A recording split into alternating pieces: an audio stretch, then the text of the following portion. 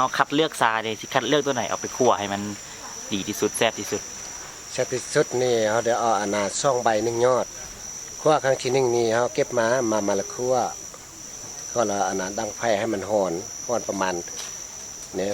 60-70 องศาแล้วก็เอาตัวอันซ่านี่มาใส่แล้วก็คั่วจนสุกเขาฮู้จังได๋ว่ามันสุกเราฮู้จักว่ามันอันน่ะที่สังเกตมันก็สีมันเป็นจังได๋ยุบเข้ามานะเป็นสีเหลืองสีเหลืองสีเหลืองหลุดออกมาแล้วเอานำมานวดอันนี้มันนวดตอนการนวดหลังจากคั่วแล้วเอามานวดแนวนี้เนาะดนปานใดนวดแนวนี้นวดประมาณอันน่ะ5-10 นาที5-10 นาทีเนาะนวดเพื่อหยังนวดเพื่ออันมันสุกมันมันรีบกันให้มันดีนะคันบ่นวดถึงบ่ดีมันหอม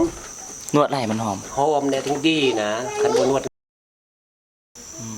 หลังจากเขานวดแล้วจังซั่นเฮาเฮ็ดจังได๋ต่อแล้วเอาตัวนั้นละมานานตากเนาะสั่นเป็นนี่หั่นอยู่เป็นอันบ่ให้มันกองกันเนาะกองกันนั่นน่ะมันกองกันมันคดกันบ่ดีมันอยู่ไผอยู่มันซะเนาะเฮาตากดนปานใดจักแดดตากแดดนี่ครับว่าแดดมื้อนึงเนี่ยตากได้มื้อนึงเนาะสังเกตจังได๋ว่ามันตากแล้วมันแห้งแล้วมันได้แล้วเฮาสังเกตเบิ่งมันแห้งไปวันนี้ยกขึ้นมันน่ะแห้งดีแหละแข็งดีนี่น้ำสิมีเสือน้ำข้ามน้องปลาตายอยากมา